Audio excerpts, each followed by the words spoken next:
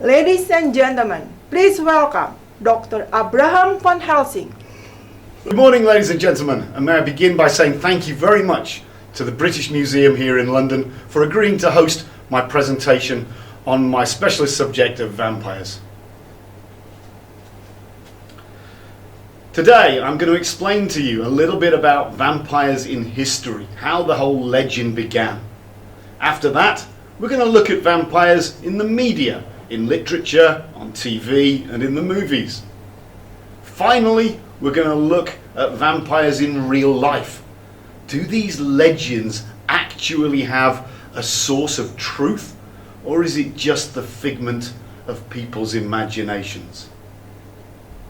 Okay, starting with history. Vampires, the legend of vampires, these creatures that drain our life, our blood, our vitality, have been around since the time of the Sumerians. Those legends spread out through Europe, onwards into the New World in America. There are examples of vampires in Asia, in Japan, even in Indonesia. And in South America they have their own versions of the vampire. So, is there any truth in the legends, in the stories? In Europe, they suggested that if people were buried alive in a shallow grave and then became awake and crawled out of their graves, that's possibly where one of the legends of vampires came from. Every legend has a basis in science. Or do they? In the media, movies and TV, they delight in making us feel scared and terrified by these creatures with immortality that all they want to do is to drain our blood and leave our lifeless corpses lying around.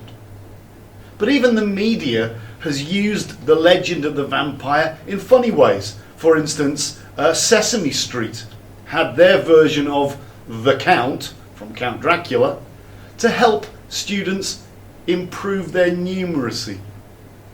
Sometimes the vampire is evil, terrifying, demonic. Sometimes the vampire is humorous.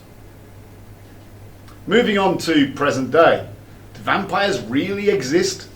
I think if they did, we would probably be able to see them. We'd probably see them only at night, possibly in a pizzeria, not having garlic on their pizzas. But I guess you are the only true judge of if somebody's a vampire or not. So, if you have a friend who refuses to get up during the hours of daylight, or who likes to sleep for long durations of time, if that person is also frightened of onions and garlic and wolfsbane, if that person refuses to go anywhere near mirrors, won't cross running water, I suppose it's possible that they could be a vampire. If you have any questions, now would be a good time to answer. But let me just clarify what we've been talking about today. The legend of the vampire has been around for thousands of years.